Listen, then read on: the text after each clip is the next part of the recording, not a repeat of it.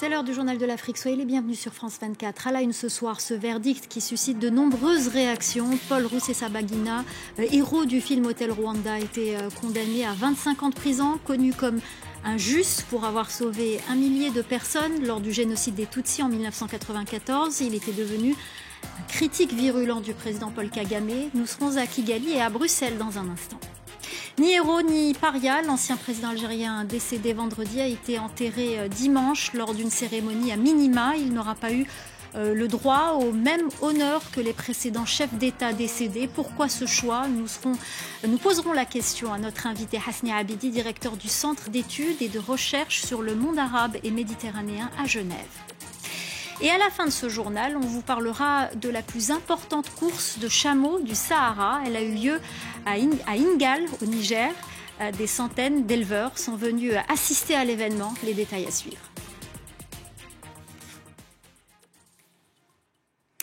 On va commencer donc par Paul Rusesabagina, connu comme un juste pour avoir sauvé 1 millier de personnes lors du génocide des Tutsis. Il a été condamné à 25 ans de prison pour terrorisme.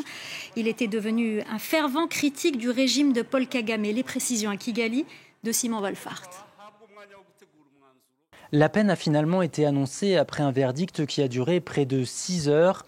Paul Rusesabagina a été condamné à 25 ans de prison, jugé coupable d'avoir été membre d'une organisation terroriste et d'avoir commis des actes terroristes.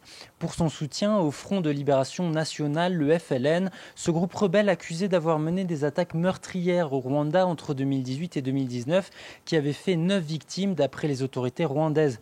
Paul Rusesabagina a toujours assuré que son rôle au sein du mouvement était limité à la diplomatie et a rejeté toute implication directe dans les attaques. Le bureau du procureur aurait souhaité des peines encore plus lourdes. Nous ne sommes pas satisfaits de certains des jugements qui ont été rendus aujourd'hui parce que les peines qui ont été prononcées sont en deçà de ce que nous avions demandé. Pour certains d'entre eux, nous avions demandé une peine d'emprisonnement à perpétuité. Ils ont été condamnés à 20 ans ou 25 ans. La porte-parole du gouvernement, Yolande Makolo, a estimé que les preuves présentées lors du procès étaient indiscutables et que ce verdict permettra aux Rwandais de se sentir plus en sécurité. Un parti civil au procès regrettait tout de même l'absence de Paul Rusesabagina. En effet, ni l'ancien directeur de l'hôtel des Mille Collines, ni ses avocats n'étaient présents aujourd'hui pour écouter ce délibéré. En effet, sa défense a boycotté les audiences depuis le mois de mars, estimant le procès non équitable. Les États-Unis se sont dit préoccupés par la condamnation de Paul Rusesabagina, qui détient un permis de résidence permanente aux USA. Le porte-parole de la diplomatie américaine s'inquiète qu'il n'ait pas bénéficié d'un procès équitable. Voilà, et notre correspondant a évoqué les craintes de Washington. La Belgique, elle, est plus formelle pour Bruxelles. Paul Rusesabagina n'a pas bénéficié d'un procès juste et équitable. Les précisions de notre correspondante à Bruxelles, Alix Le Bourdon.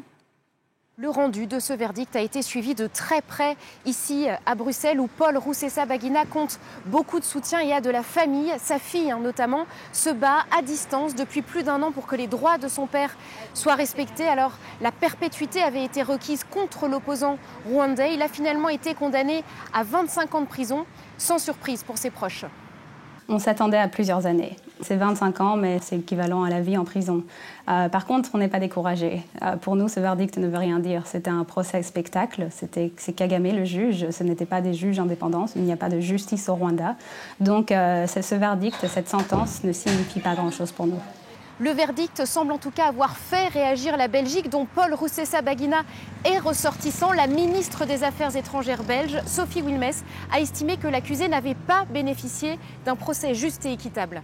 Maintenant, elle s'est rendue compte, à l'écoute du jugement, que ce procès n'avait pas été équitable, que c'était plutôt un procès politique. Et donc maintenant, ce que nous demandons à la ministre, c'est de faire en sorte, dans le domaine qui est le sien, en tout cas celui du gouvernement, de faire en sorte que M. Rusesabagina puisse revenir au plus vite ici en Belgique. Un espoir pour les proches de l'opposant. Cette semaine, la ministre belge doit rencontrer son homologue rwandais en marge de l'Assemblée générale des Nations unies.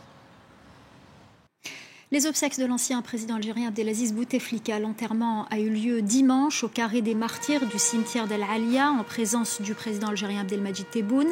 Mais la cérémonie était à minima pour le président déchu, forcé à quitter le pouvoir par un mouvement de contestation sans précédent en 2019. Nous sommes en direct avec Hasni Abidi, directeur du Centre d'études et de recherche sur le monde arabe et méditerranéen à Genève. Bonsoir.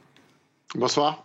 Alors, le régime algérien ne semble pas avoir tranché. Abdelaziz Bouteflika n'a pas eu les funérailles d'un chef d'État comme Houari Boumediene, Mohamed Boudiaf, Chadli Benjdid ou même Ahmed Ben Bella, mais il n'a pas non plus eu des funérailles d'un citoyen lambda. Pourquoi ?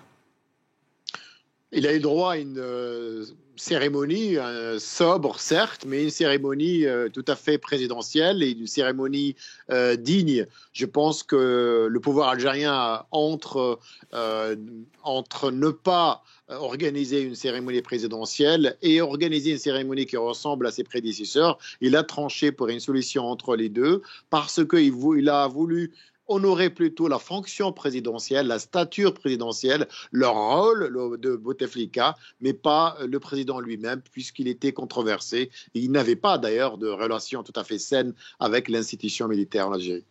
Alors justement, vous l'avez dit, il était controversé et aujourd'hui la presse algérienne n'avait pas des titres dithyrambiques. Dans quel état a-t-il laissé l'Algérie sur le plan économique, politique et social ? C'est justement ce bilan qui a fait de lui un personnage controversé et je pense que le pouvoir algérien, comme les Algériens, étaient un peu pressés de tourner la page de Bouteflika parce que les deux mandats du président étaient les deux mandats de trop. Il était affaibli par la maladie, mais aussi sous influence de son entourage, avec un bilan économique qui est quand même désastreux. Il n'a pas ouvert les chantiers qu'il fallait ouvrir, les chantiers de réforme politique, pourtant promises par M. Bouteflika, les chantiers institutionnels en panne et surtout le chantier le plus important, celui de l'économie. L'Algérie se trouve aujourd'hui dans une situation très difficile, bénéficier d'à peu près de plus de 800 milliards. Le président Bouteflika avait un baril de dollars de 149 $ et malheureusement, la gestion économique et la mauvaise gouvernance ont été les maîtres mots durant son règne. Alors le président Macron a salué une figure majeure et un partenaire exigeant pour la France. Comment faut-il interpréter cette phrase ?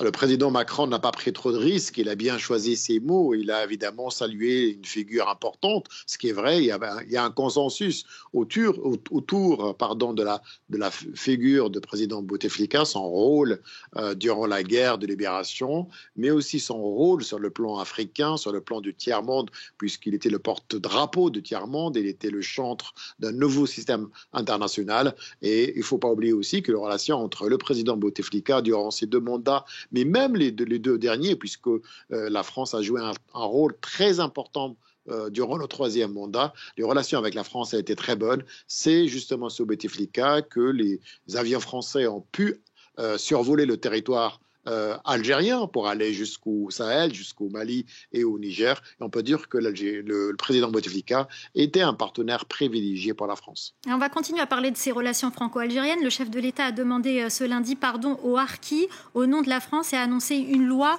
de reconnaissance et de réparation à leur égard. Comment cette annonce peut-elle être perçue en Algérie où le puissant lobby des anciens moudjahids, des anciens combattants, continue à exiger le pardon de la France pour les crimes commis pendant la période coloniale ?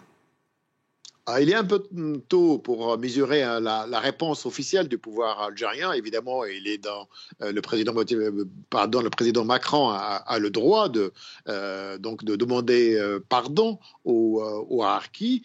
En quelque sorte, il agit dans ce processus qui a initié depuis plusieurs années, cette idée de réconciliation des mémoires, mais aussi de rendre justice à ces Harkis qui, pour le président français, ont rendu service à la France, mais ont été maltraités à la fois en Algérie, mais aussi en France. Du côté algérien, évidemment, ce n'est pas du tout la même lecture. Évidemment, on va certainement arriver à cette conclusion de dire pourquoi deux poids, deux mesures, pourquoi le président Macron dit que lui ne représente pas le système colonialiste français, ce n'est pas à lui de demander pardon, alors qu'aujourd'hui, évidemment, les Harkis ont été maltraités par ce même système colonialiste et le président français, qui est président de la République française, ose quand même prendre cette décision importante, à mon sens, de demander pardon aux Harkis. Je crois que ça va retarder davantage ce processus de réconciliation entre les deux États, entre les deux peuples. Et donc ce vœu d'une histoire commune va encore prendre du temps. Et on va en reparler de ces relations franco-algériennes, d'autant que la période présidentielle en France va bientôt commencer, que la campagne présidentielle va bientôt commencer. Ce sera forcément un sujet pendant cette période. Merci beaucoup Hasnia Abidi, directeur du Centre d'études et de recherche sur le monde arabe et méditerranéen à Genève. Merci beaucoup pour votre décryptage. Dans le reste de l'actualité, en bref et en images, 4 militaires maliens ont été tués lundi par l'explosion d'un engin dans le centre du pays. Une attaque au passage d'un convoi d'évacuation médicale. L'ambulance transportait un officier blessé. Une attaque qui intervient alors que la ministre française des Armées, Florence Parly, est en déplacement dans le pays pour dissuader la junte militaire au pouvoir de conclure un accord de sécurité avec des mercenaires russes. Cette épidémie de choléra qui sévit au Nigeria, elle a fait plus de 2300 morts depuis le début de l'année, principalement des enfants. Des cas ont été signalés dans 25 des 36 États du pays. Et dans la capitale Abuja, les enfants âgés de 5 à 14 ans sont les plus vulnérables. Cette somme qui va être dédiée à la vaccination en Guinée équatoriale, 26 millions de dollars que le fils du président Théodorin Obiang a versé pour mettre fin à des poursuites pour corruption aux États-Unis.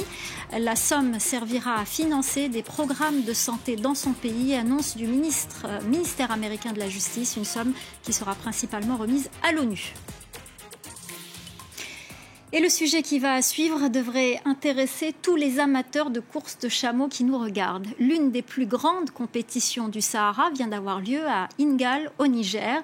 C'était le festival de la cure salée. Des centaines d'éleveurs sont venus assister à l'événement. Nicolas Germain. C'est l'heure de l'enregistrement pour les chameaux qui vont participer à la grande course d'Ingal au Niger. C'est l'une des compétitions les plus importantes du Sahara. Ces courses, c'est quelque chose qu'on a hérité de nos parents. On ne le fait pas pour l'argent, mais pour le plaisir. En Europe, il y a le football. Ici, on a les courses de chameaux. C'est ici une fois par an et de temps en temps dans d'autres lieux. 25 chameaux vont faire 2 tours de 5 km. Le départ est donné et les bêtes filent à vive allure. Leurs propriétaires les suivent à bord de leur pick-up. Il y a d'autres qui prennent la tête là, mais en fin de compte, ils seront les derniers. Parce qu'ils font la vitesse. La vitesse, ce n'est pas demandé maintenant, c'est au deuxième tour qu'elle est demandée. Les jockeys sont tous très jeunes car plus ils sont légers, plus les chameaux iront vite. Cette année, le vainqueur est Moussa qui n'a que 10 ans. J'ai frappé le chameau pour qu'il accélère, pour qu'il gagne, pour que mes entraînements soient récompensés. Et je suis très fière. Cette fête appelée Festival de la cure salée est un grand moment de joie et de détente dans ce pays si souvent frappé par les attaques djihadistes ces dernières années. C'est la fin du Journal de l'Afrique. Restez avec nous dans quelques instants, la suite de Paris Direct avec Audrey Racine.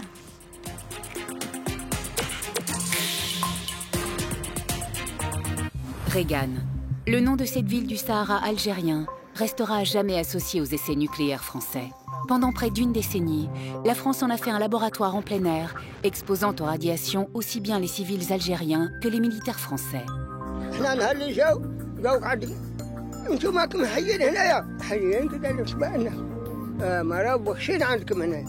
On est les cobayes du nucléaire. 60 ans plus tard, si les victimes françaises commencent à être indemnisées, les Algériens, eux, attendent toujours réparation. Billet Retour revient sur les vestiges de Regan, sur France 24 et france24.com.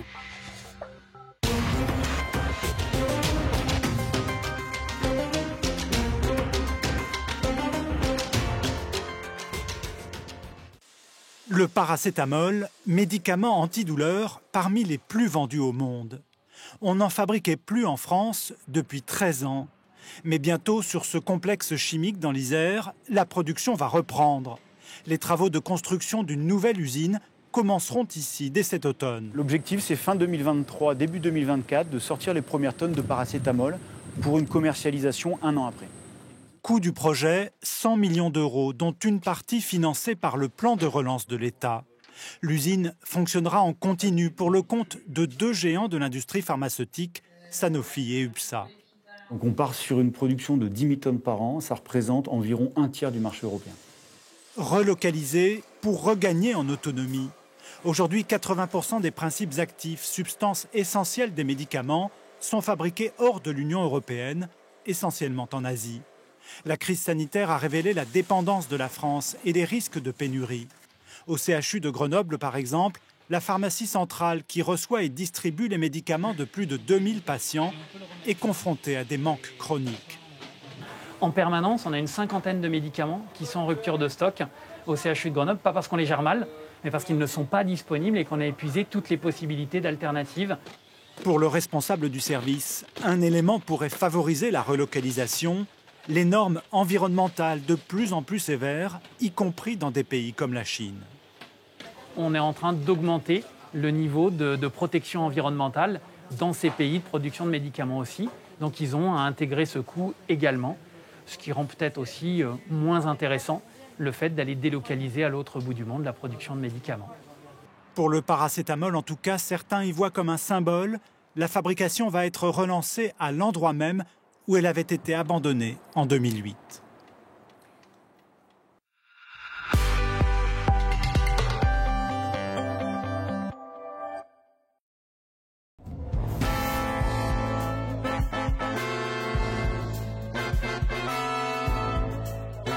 Balaphonix, un groupe RFI Talent.